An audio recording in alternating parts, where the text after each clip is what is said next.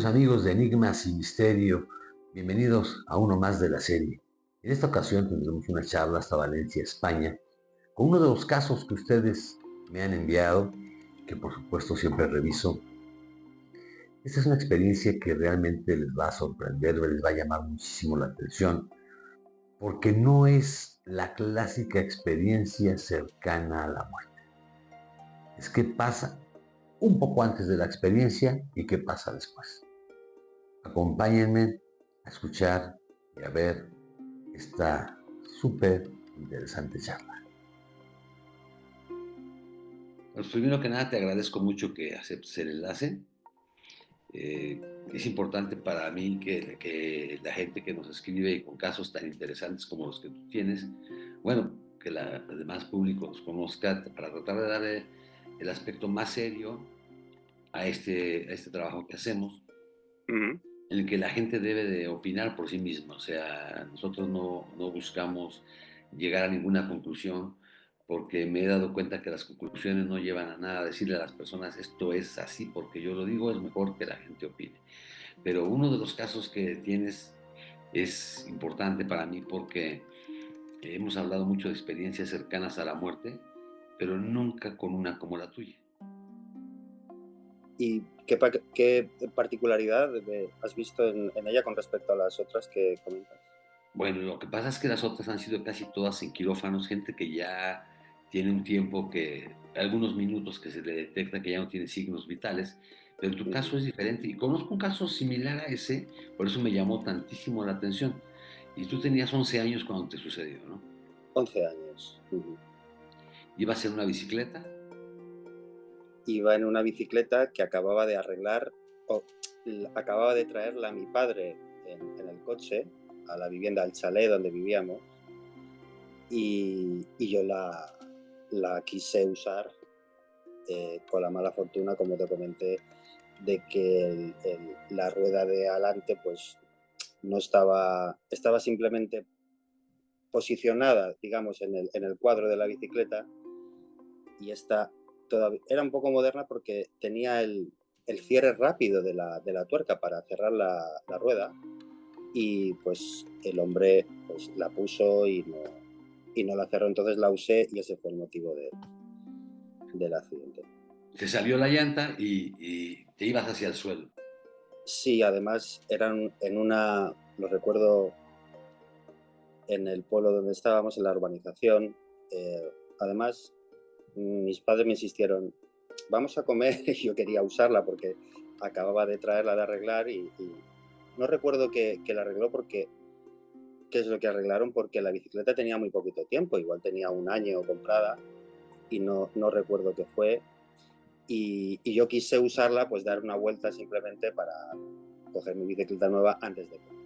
Entonces fui un poco cabezón, recuerdo que era una pendiente más o menos pronunciada, cerca de casa, ya te digo. Fue salir de casa, y la primera callecita a la derecha que giré era una pendiente. Además, yo estaba por la acera y quise pues saltar desde la acera, que tenía una distancia al bordillo, era muy poquita distancia, pero justo al saltar de la acera y con la velocidad que llevaba, pues saltó la llanta. Además, cuando volví del hospital, comprobé que la llanta quedó incrustada. Es una cosa muy curiosa, que cuando lo recuerdo, la verdad es que no consigo dar explicación, porque quedó incrustada perfectamente con la rueda totalmente hinchada, entre el plato, porque tenía tres platos, mi bicicleta, y el cuadro de la bici. De manera que creo que tuvieron que desarmar el cuadro para poder sacarla, desarmar los platos para poder sacar la rueda. No sé. Es decir, tú te ibas a caer. Aquí es curioso porque tenías 11 años y en esa etapa de la vida las experiencias de nacimiento a los 11 años, pues no son todavía tan acumuladas como cuando ya es uno un adulto. Pero tú cuando ibas cayendo, ¿el tiempo se detuvo, según lo que me cuentas? ¿O sentiste Así que el es. tiempo se detenía? Sí, yo nada más, es que la sensación, yo no hacía mucho, como decimos aquí, el cabra con la bici, y no hacía ni saltos ni nada, pero bueno, era un bordillo que a lo mejor podría tener unos 10 centímetros, un poquito más, pero sí que con la velocidad que llevaba, pues fue muy, muy violento el impacto. Entonces, antes de, justamente yo al levantar esa rueda de delante, que es la que se salió, claro, yo lo estaba pensando muchas veces, el rozamiento de la rueda de atrás no hizo que yo tuviera un impulso hacia adelante, sino como hacia abajo. Es decir, como ya no había apoyo delante, claro, al intuir que la rueda ya tenía que haber tocado el suelo, pues la rueda de atrás lo tocó, pero la de adelante no. Entonces yo en ese momento supe que eso era morir, porque no había ninguna manera de, en ningún tiempo, de yo colocar los brazos. De hecho, en el hospital pues se extrañaron mucho de lo que luego te lo comentaré si quieres, si vamos a eso, pero no tenía heridas en los brazos, es decir, todo fue digamos, con la parte frontal de la cara, y yo sabía que era al final eso, lo supe absolutamente, eso como, no me ha pasado, pero es decir, la sensación es como si me estuviera cayendo de un edificio muy alto y sabes que te vas a morir, es que es la sensación. Pero no tenías miedo. Yo tuve miedo. Del momento propio del accidente no tenías miedo, simplemente Sí, sabías que eso iba a pasar. hombre, es que el tiempo ahí, quiero decir, son segundos. Entonces, yo lo que noto es que no hay, la rueda de delante no tiene contacto ya con el suelo. Y claro, todo no sé, ¿qué puede pasar? ¿Menos de un segundo? No lo sé. Creo que menos de un segundo. Es la sensación auténtica de que es el final. Entonces, yo estoy recordando y más que miedo es, en ese instante, es saber que te vas a morir. Eso es una sensación pues, muy adrenalínica y muy, pero ya te digo, son instantes. Ahora, antes de que lleguemos a fondo de lo que pasó en ese momento, ¿tu mente pasó algo de tu vida? Es decir, ¿te volvió algo en la memoria de cuando naciste a los 11 años o de los 5 años a los 11 años? ¿Algo Perdona, en ese momento yo no lo recuerdo. Yo recuerdo que cerré los ojos y al instante, es que es como cuando tenemos algunas situaciones que parece o el tiempo parece que se nos para o pasa muy lentamente. Yo cuando tuve esa sensación, al instante, yo lo que decía es vivir, vivir, vivir, vivir. En esas fracciones de segundos, si es que el tiempo transcurría, que no lo sé. Esa era, quiero decir, a partir de ahí, quiero decir, fue el primero, el ser consciente de que eso es el final, porque ya te digo, no hay posibilidad, digamos que alguna parte de nuestro cerebro lo sabe perfectamente, y bueno, es una sensación muy real. Entonces, a partir de ese momento sí que tengo miedo, o sea, te lo estoy como fraccionando como en instantes, si es que lo puedo describir de alguna manera. Y es lo que yo vivir, es decir, no quiero morir. Y mi palabra dentro de mi pensamiento era vivir, vivir, vivir. Y no paré de decirla hasta después de mucho, después de hasta que pasó lo que ahora vamos a hablar sobre ello. Tú te vas a caer de la bicicleta, sí. Comienzas a pensar en vivir, ya sabes que piensas, obviamente tu consciente te dice que es un golpe mortal, pero tú quieres vivir. Y antes de tocar el piso, es cuando oyes esas voces, o ya que tocaste. Yo cuando tengo toda esta experiencia, es sin haberme estrellado todavía. O por lo menos bueno, ahora cuando cuente más, es decir, se entenderá, pero sin haber tenido el impacto. O sea, digamos que ahí se para el tiempo, cuando yo digo vivir, vivir, vivir, y tengo esa sensación de que se para el tiempo, yo con los ojos cerrados y toda esta experiencia que tengo, yo no veo ahí que yo recuerde. Es posible que la tuviera, yo no la recuerdo. Estas visiones que te pasan, esto que te pasa en tu vida por delante o experiencias, es posible que me pasara, yo no lo recuerdo. Pero toda la experiencia que tuve fue antes del impacto. Digamos que... Y ahí escuchaste las voces que me cuentas en el correo. Claro, ahí escucho... Ahí yo sé que hay alguien porque escucho estas voces. Y yo no paro de decir vivir, vivir, vivir dentro de mi cabeza. Se presentan y yo no paro de decir vivir, vivir, de manera que el portavoz yo siento que hay 3 personas. Yo no veo absolutamente nada en toda la experiencia, lo tengo que decir. Es como si tuviera los ojos cerrados. Es como a veces pasa en alguna experiencia extracorpórea antes de tener esa experiencia, que también he tenido algún caso, en eso que llaman parálisis del sueño, mal llamado, donde tú sientes que hay algo pero no lo ves, ¿de acuerdo? Tienes como, dijéramos, los ojos cerrados. Y entonces se presenta, hay un portavoz y pues ahí empieza la experiencia. ¿Y qué te dice esa voz? Pues me intenta tranquilizar, porque yo no paraba de decir, te escucho, era como te escucho, pero vivir, vivir, vivir. Yo no salía teniendo mucho miedo, todavía la sensación de miedo y de no saber qué pasa y de mucho miedo. Digamos como si yo estuviera literalmente en el aire, no en el aire, o sea, ahí era una sensación de no estar en ningún sitio. Pero digamos como que yo sabía que me iba a impactar en el suelo y yo pues no paraba de decir vivir. Claro, entonces se presentan y me dice este portavoz de esas, yo sentí que eran 3 personas y también él presentó a las 2 personas. Me dicen que eran, pues digamos, los cuidadores, o digamos que él era el cuidador, uno de los cuidadores de mi estancia aquí en esta experiencia en la Tierra.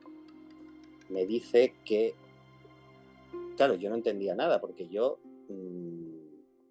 es decir, mi familia no era religiosa, yo iba a clases de ética. Aquí en España hay una optativa, una asignatura en el colegio en esos años, que era optativa, que podías elegir optativamente la religión o ética. Entonces los que elegíamos ética pues nos daban clases, pues nos hacían leer un poco de filosofía, hacíamos trabajo, adelantábamos los deberes del colegio, etc. Quiero decir, yo no tenía ningún pensamiento religioso hasta ese momento. Y me dicen que la mayoría de personas aquí tienen, digamos, como unos guardas, ahora se le llama de muchas maneras, o los ángeles de la guarda, o bueno, hay muchos nombres que les ponen, y yo carecía de ellos. Sin embargo, estaban estos 3 que se supone que son los que me cuidaban, que no eran los que comúnmente, ya te digo, tenían el resto de seres, según sus palabras. ¿Y qué es lo que te dicen? Pues me dicen que me tranquilice, y que si quiero volver a casa, estas palabras fueron literales, si quieres volver a casa, o quieres quedarte, o quieres seguir, o quieres quedarte donde estás, quieres vivir esta experiencia. Claro, yo intuía en ese momento lo que era volver a casa, pero no hubo una explicación, ni una visión, ni me dijeron esto es así, esto es así. No fue el caso que yo lo viera, ni nada de esto. Simplemente lo sabías, volver a casa era tu origen. Digamos que yo lo intuía, claro, aquello me estaba pasando de verdad, ¿no? Estaba pasando muy realmente. Y me explicaron ciertos sucesos que pasarían a corto plazo si yo elegía volver a casa, por ejemplo, lo que le iba a suceder a mis padres, entre otras cosas, y si yo elegía quedarme, otros sucesos que me iban a pasar a largo plazo, a medio y a muy largo plazo. Y sobre todo me dijeron que iba a ser muy, muy excesivamente duro. O sea, quedarte en la Tierra iba a ser excesivamente duro. Eso fue cuando tenías 11 años. ¿Ahorita qué edad tienes? 42. Y esos sucesos obviamente han venido pasando. Han pasado, de hecho, con esos sucesos yo vi imágenes, digamos, que me hicieron ver, eso es lo que entendí yo, porque claro, yo no tenía ningún control sobre nada. Por eso me refiero a que ellos me hicieron ver esas imágenes. O sea, yo vi imágenes de sucesos. Ay, perdona. Ahora, no, perdona, es que me decía que la batería se ve que lo tenía cargado hasta mucho, pero se ve que se consume rápido. Vi imágenes de sucesos de personas, con personas que me iban a pasar, y han pasado, algunos han pasado y otros han pasado con alguna modificación. Esos sucesos que vi yo eran trágicos, no te los voy a detallar ahora porque creo que no es el caso, pero eran muy, muy desagradables a la edad de adulto ya. Es decir, esas imágenes que vi yo de lo que me iba a pasar y dije, ¿a mí me va a pasar esto? Yo, un niño bueno que no sé, que era muy tímido, voy a hablar en presente, que soy muy tímido, es decir, que no tengo guerra con nadie, en fin, ¿a mí me va a pasar estas cosas? Pues parece que así fue. Entonces, me han pasado cosas mucho más desagradables de las que yo vi en esas imágenes, mucho más. Y bueno, literalmente lo que me dijeron es que si volvía a casa, mis padres iban a sufrir pues las consecuencias de haber perdido a su hijo. De una manera muy trágica, iban a caer en una depresión muy grande, iban a tomar drogas, a consumir sustancias para intentar paliar pues el duelo y tal, y van a acabar muy mal. Y sobre todo mi madre. Y entonces tú pusiste en una balanza eso en un minuto y dijiste, mejor me quedo para apoyar a mis padres, para no darles ese dolor. Sobre todo a mi madre. Sobre todo a mi madre. Yo dije, además es que yo tampoco tenía una libre elección. Es decir, yo ahora lo estoy pensando, a mí la pregunta sí que fue para una respuesta libre, sin ninguna coacción, pero yo no tenía libertad en tanto en cuanto yo no sabía lo que me esperaba en casa y lo que era estar en casa. Porque tiempo después yo estuve diciendo, ahora no, pero yo estuve diciendo, pues podía haber elegido haberme ido y creo que hubiéramos estado mejor todos. Medio en broma, medio en serio. Ahora estoy convencido de que no me arrepiento. Sí, hiciste lo que tenías que hacer. Y, sí. Bueno, pegas en el piso en el accidente y despiertas en el hospital o sigues hablando con ellos. Pero eso fue lo último de la experiencia, es que pego con el piso, porque hubo más, si quieres te lo cuento. Claro, adelante. Quiero decir, la última parte de la experiencia fue que yo... la última parte de la experiencia es, que te lo voy a contar entonces. Ellos me dicen, bueno, que ahora te contaré este trozo que no te he contado. Ellos me dicen, y ahora, para despedirnos, bueno, me dicen una serie de cosas para despedirnos, y ahora intenta hacer el gesto como que aprietas mucho la boca. Mi impacto fue, bueno, yo tengo una pequeña cicatriz ahora que no se ve, una pequeña cicatriz aquí. Yo la cara me la desgarré totalmente entera porque el suelo era alquitrán, tenía muchas piedras, era verano, a lo mejor el suelo estaba a 40, 50 grados fácilmente. O no sé si llegaba a verano, pero era la época de junio. Estábamos en la finalización del curso escolar. De hecho, las últimas 2 semanas, creo que últimas 2 semanas, pues no fui al colegio. Quedaban, pues eso, igual 10, 15 días para acabar el curso. De manera que hacía mucho calor. Y ellos me dijeron, aprieta mucho la boca Y ahí es cuando yo noto ese impacto, ya digamos como en vigilia, ¿vale? Y apoyo, bueno, me incorporo sentado en el piso y yo muy tranquilo, después de esa experiencia que no te acabo de contar toda, muy tranquilo pienso, ahí va, si yo tengo que llorar, es decir, se supone que yo tengo que quejarme ahora y llorar porque me acabo de pegar el tortazo mundial. Y fue, anda, pues empecé a llorar, a gritar, unos vecinos que habían ido a un sale salieron, entonces ya me llevaron a casa. Pero que esa fue la última parte de la experiencia. Y te llevan al hospital, obviamente. Sí, ahí me llevan al hospital. Bueno, mis padres esperaron, en vez de llevarme al hospital, esperaron que viniera la ambulancia y fueron ellos detrás de la ambulancia. Bueno, yo estaba con la cara totalmente, pues eso. De hecho, en el hospital de la Fe de Valencia, el doctor quería verme cuando me dieron el alta en el hospital al poco tiempo, porque me iban a reconstruir y me iban a hacer un poquito de cirugía en la cara. Y no hizo falta. Bueno, ellos me llevan al hospital, los médicos de urgencias, bueno, me llevan al hospital y estoy en el coche semi-inconsciente. Mi madre dice que yo andaba, cuando los vecinos me llevaron a casa, que yo andaba por mi pie, agarrado a ellos, y que me vi al espejo y pegué un grito muy grande. Yo eso no lo recuerdo. Yo recuerdo estar en el coche, medio adormilado, con mucha paz, muy tranquilo, y escuchar todo lo que pasaba.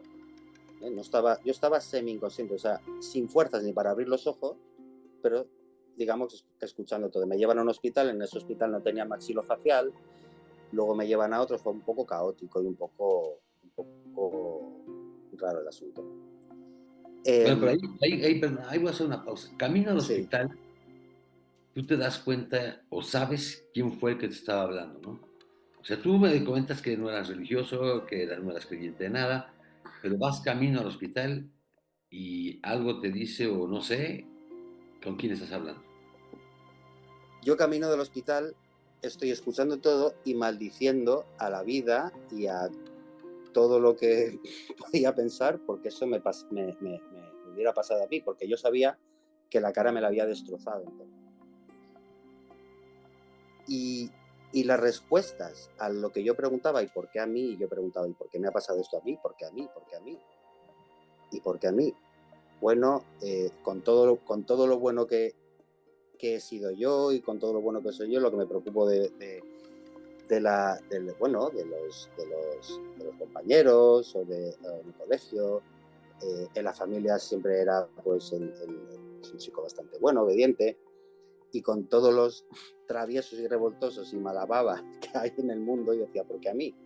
Entonces yo tenía una serie de respuestas, no con una voz, pero con una, digamos,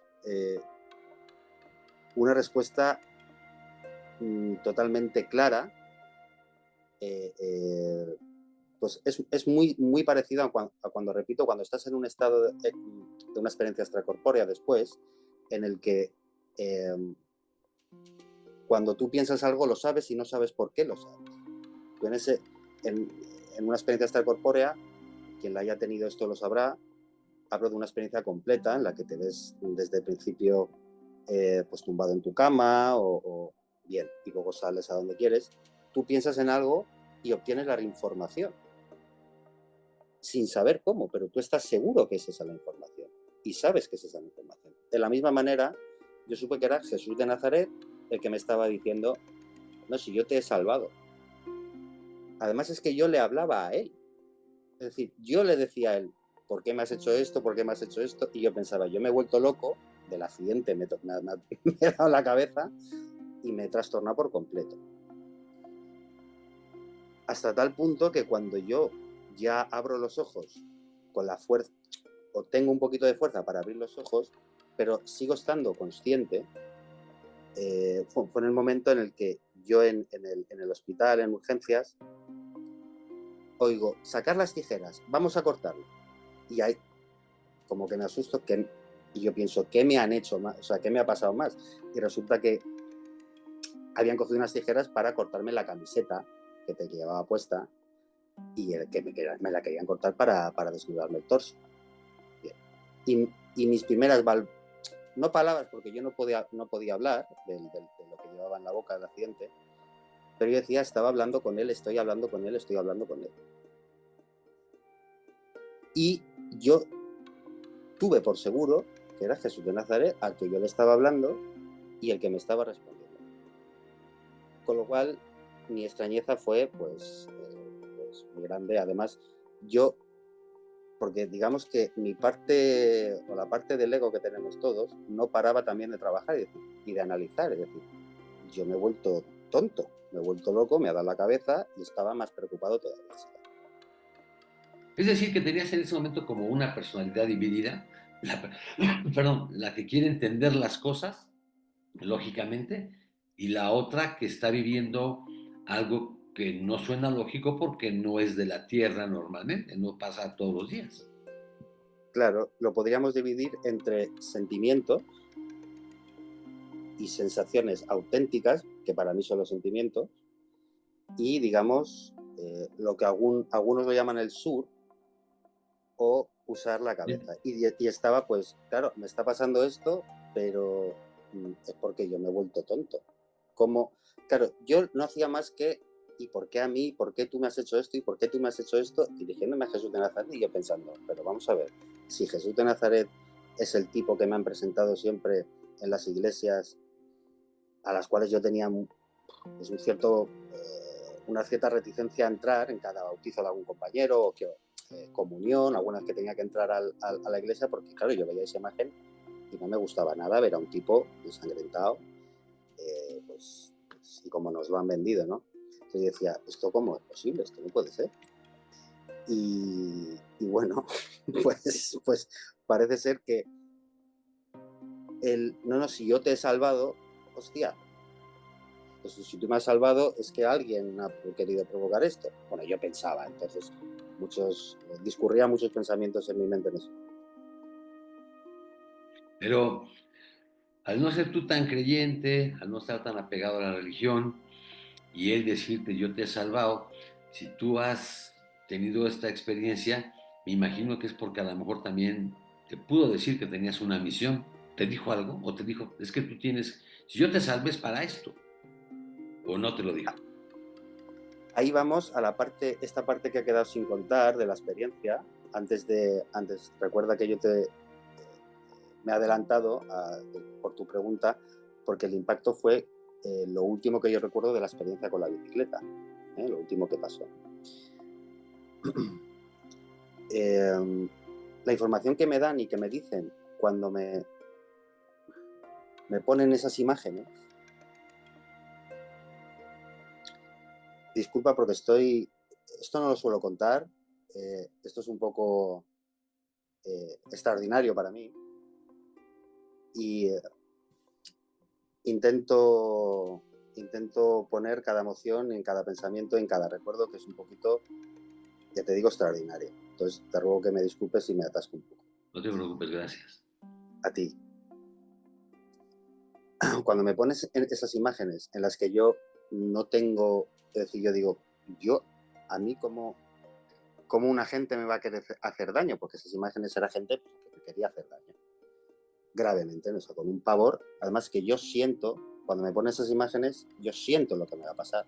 O sea, siento como si yo estuviera en esa imagen en ese momento. Bien. A mí me dicen, si te quedas, o sea, si vuelves a casa, a tu madre le va a pasar esto, pero si no, les vas a ayudar mucho a tus padres. De la manera en que, pues eso, no les iba a pasar lo que les hubiera pasado si yo me hubiera ido o vuelto a casa. Les vas a ayudar mucho a ellos y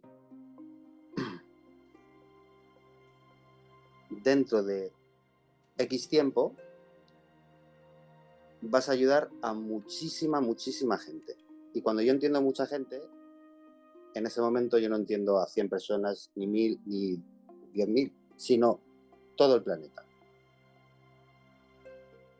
No a todas las personas del planeta, pero digamos una ayuda global. Eso es lo que a mí me dice. Y te voy a contar una cosa que no se la ha contado, yo creo que no se la ha contado a nadie. Hay un punto, porque te lo voy a contar, porque, leche, aquí estamos los dos para esto. De esos 3 tipos, por llamarlos de alguna manera, que yo sabía que había, cuando había un portavoz solo, en el que yo notaba un profundo amor por su parte. Es decir, él era, digamos que, no un cuidador, ya te digo, como el resto de gente tiene, y me dijo, tú no lo tienes, es muy raro que alguien aquí no los tenga, tú no tienes ninguno de estos, sin embargo tienes de otro tipo, bueno, sin llegar a discernir ni tener ninguna información más. Yo de alguna manera el miedo se pasa por completo, toda la parte, digamos, mental que yo podía haber usado durante esa conversación con este portavoz, con esta gente, se evapora, se esfuma, y yo, sin saber cómo, todavía a día de hoy no lo sé,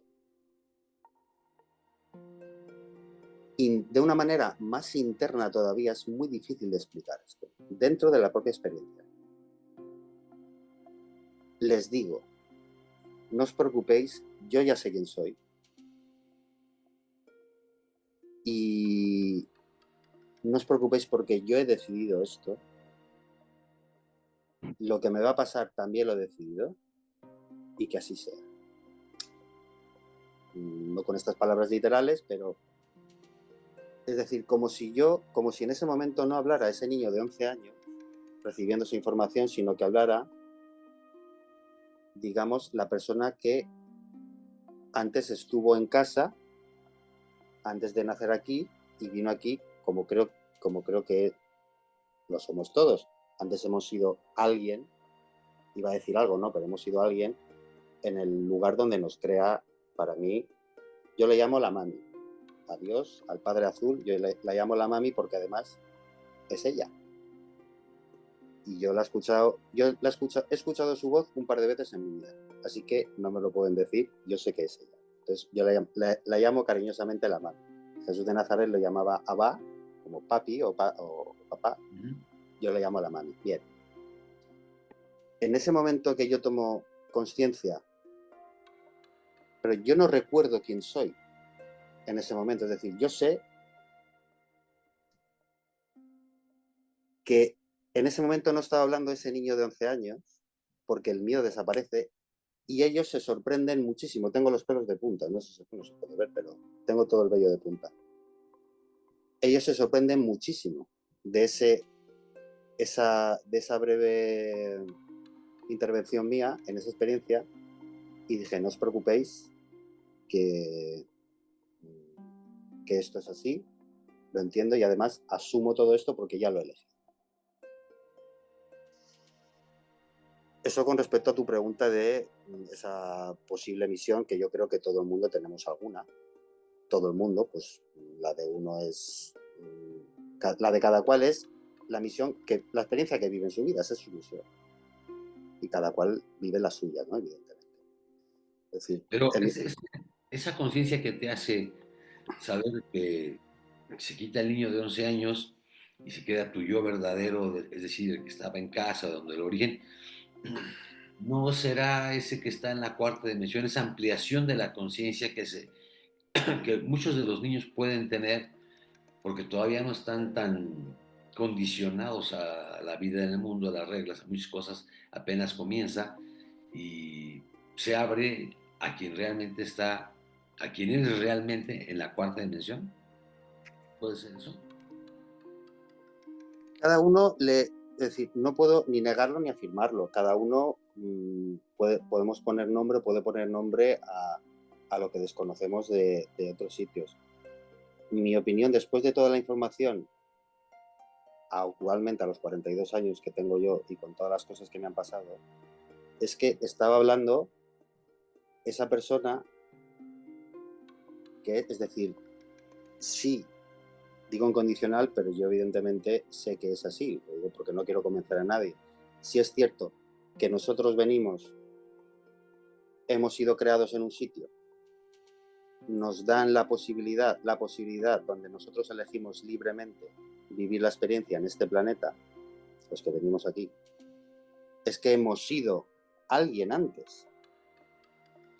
Sí, en condicional, sigo hablando. Sí, claro. El tiempo no existe. Si todo sucede a la misma vez, yo sigo siendo esa persona, como todos, o ese ser, o esa persona, y a la vez sigo siendo esta. Pero en ese momento hablo con la conciencia de ser quien soy yo en realidad. Es decir, nosotros podemos ser durante 50, 70, 80 años, 10 años, el tiempo que vivamos aquí, podemos creer que somos Pepito o Margarita, con una vida, pero no es así. Nosotros somos otra cosa además. Y durante este tiempo, pues en esta experiencia, en este planeta, también somos digamos, tenemos esta personalidad o pues sí, Claro, esta este personaje que personalidad. tienes que vivir. Eso es, a eso me refiero. Y bueno, Entonces, sí, perdón. no te iba a decir que a mí me impresionó mucho que ellos no se asustaran, pero se sorprendieran mucho de decir, hostia, ¿has recordado quién es? Ahora no está hablando el chico de 11 años. Bueno, me dicen esta serie de cosas, me dicen que yo voy a ayudar a muchísima más gente, no solo a mi madre en un futuro, como ya te he dicho antes. Y se despiden, me dan una serie de consejos, disfruta tu cuerpo mientras lo tengas, una palabra, uno de ellos, que no era el portavoz, eso es como si podemos imaginar a alguien que se está despidiendo, que ya se ha despedido, se está despidiendo de alguien, y digamos que se están alejando un poquito, pero se siguen despidiendo, ¿vale? Se alejan, dos personas aquí en Vigilia, se alejan y se siguen despidiendo. Y disfruta de tal, y no te olvides de ponerte el abrigo, y no te olvides de, ¿vale? Esas pequeñas muletillas que quedan al final. Entonces, eso es lo que oía, que disfrutara el cuerpo todo lo que pudiera, el cuerpo físico en esta experiencia. Eso es lo que entendí yo. Que disfrutara mi estancia aquí, todo lo que pudiera, que me querían muchísimo, pero eso es una cosa que ya notaba yo desde el principio. Y tengo que decir que esto es lo que te iba a decir, que no sé si se lo he contado a alguien alguna vez. Uno de ellos no era, digamos, de confianza. O sea, uno de ellos era como un... Jolín, me importa poco lo que piensen. Estoy un poco hablando en voz alta, disculpa, o sea, pensando en voz alta porque esto puede sonar más loco todavía de lo que estoy contando, pero bueno, como creo que nos entendemos, te lo cuento. Uno de ellos, digamos que era no sé cómo explicarlo, alguien que no era trigo limpio. Sí, te entiendo bien. Esa sensación era absolutamente certera, al igual que era igual de certera que el portavoz que me estaba hablando tenía un amor profundo por mí. ¿Cómo ha cambiado tu percepción de la vida después de lo que no de lo que te pasó, porque bueno, accidentes mucha gente ha tenido y a lo mejor no han tenido otro tipo de experiencia durante el accidente, pero tú sabiendo lo que te dijeron, ¿tu vida ha cambiado desde ese momento o piensas diferente más bien? Pues es que desde que me pasó yo no lo comenté con nadie, no lo dije nunca, digamos que se quedó en un cajón. Y durante toda mi adolescencia se quedó en un cajón.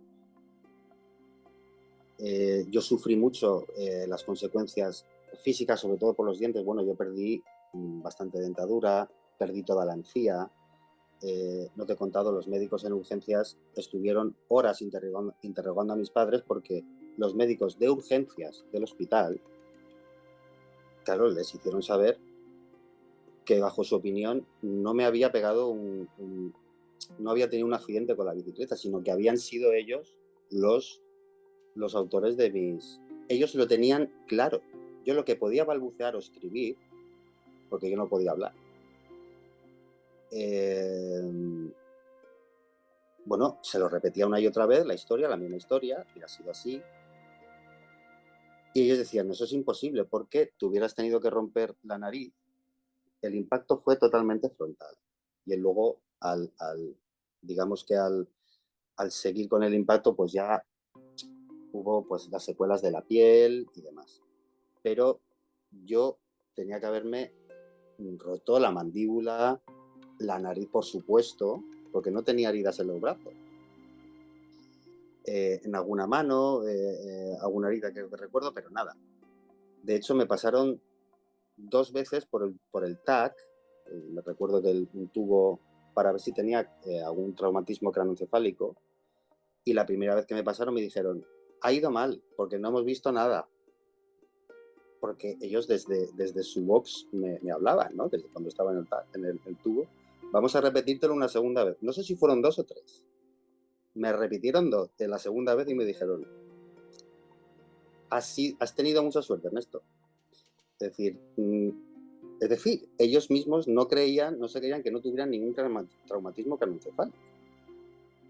De tal manera que, claro, luego empecé a cuadrar, coño, pues lo que he vivido ya no me extraña tanto. Es decir, no lo puedo achacar a una cosa mental mía, es decir, es que me tenía que haber quedado allí, de verdad. No tenía ningún sentido que yo no me rompiera la nariz. Ningún sentido. La mandíbula, todos los huesecitos desde la nariz hasta aquí, pues me los rompí enteros. Que me decían que habían varios huesecitos, me quedé sin encía. Es decir, el Y golpe fue directa, la caída fue directamente con la cara. con los labios y la nariz. Los labios y la boca. O sea, digamos los labios, la parte de los labios y la boca. Por eso perdí varias piezas dentales. Perdí 4 piezas dentales, que son las del centro, de arriba y de abajo.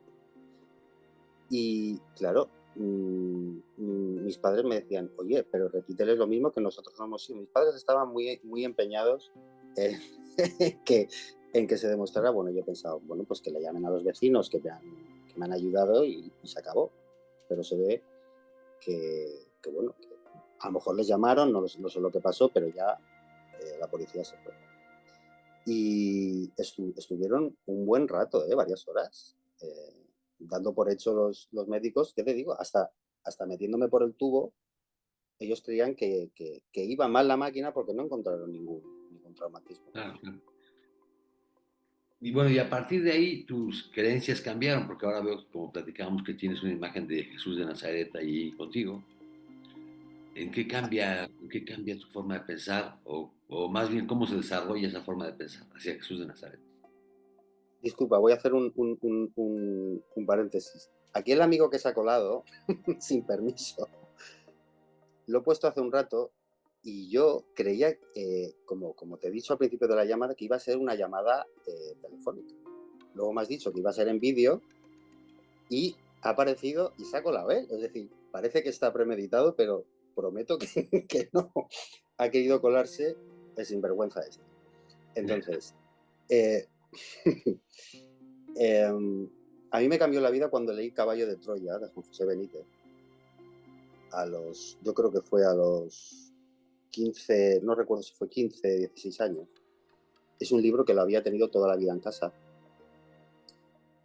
y que yo desconocía. Yo creo que había visto la portada alguna vez en alguna habitación que servía pues con un poco de medio trastero, auxiliar en casa. Y bueno, me impactó mucho descubrir que estaba ese vídeo, ese libro escrito por Juan José Benítez, porque yo desde muy joven, yo veía a Juan José Benítez en la tele, en los programas que hacía con Jiménez del Oso, en la televisión comarcal de aquí de Valencia, y cada vez que hablaba este señor, yo me quedaba absolutamente absorto por la manera que tenía de comunicar, más que por lo que decía, que también. Yo de alguna manera intuía que él no quería convencer a nadie, que sus pesquisas, sus investigaciones las exponía y que cada cual se... Y esa manera de hablar, no sé, la voz, no sé explicarlo, hacía que yo cada vez que se anunciara, pues yo tuviera mucho interés en seguirle. De manera que cuando yo descubrí que estaba ese libro en casa, que recuerdo perfectamente que fue el día que yo vi la película Contact en el cine. Hay una película que se llama Contact aquí, que es, no sé cómo, no sé qué, no recuerdo qué actriz es. Claro, pero yo estaba pensando que yo siempre he jurado que sería a los 15 o los 16 años, pero de alguna manera no me cuadraba con el año que salió en los cines aquí en cualquier caso. El día que yo salgo de ver esa película del cine, yo miro hacia el cielo y digo, qué guay la ciencia con quien seas, porque yo hasta entonces mi relación con Jesús de Nazaret, como yo había tenido esa relación durante esa experiencia, no se volvió a repetir. O sea, yo no pensaba yo de alguna manera sabía, pero mi día a día era muy estresante en mi vida aquí en Vigilia, muy estresante, de manera que yo lo único que quería era reírme para en los momentos que no vivía duros o estresantes, poder pues tener la más alegría posible y estar en la cama y dormirme y olvidarme de todo. Eso era un día y otro día y otro día, de manera que yo no tenía una relación espiritual de alguna manera conmigo mismo clara. Fue desde ese día que salí del cine, entré en esa habitación, vi que ese libro lo habías... Anda, JJ Benítez, el tío que me gusta ver desde pequeño a mí.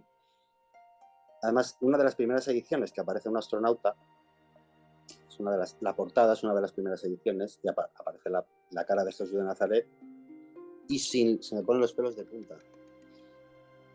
Y sin leer más dije, aquí estás.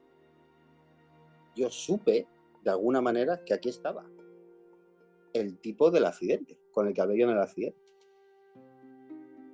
Y desde entonces me cambió la vida un poco internamente, pero tampoco le hice el caso que me hubiera gustado. De todas maneras, sí que por supuesto, al leer ese libro y más libros, La rebelión de Lucifer, pocos años, creo que fue a los pocos años a poco tiempo de empezar de acabar el primer Caballo de Troya, y perdí el miedo a la muerte absolutamente.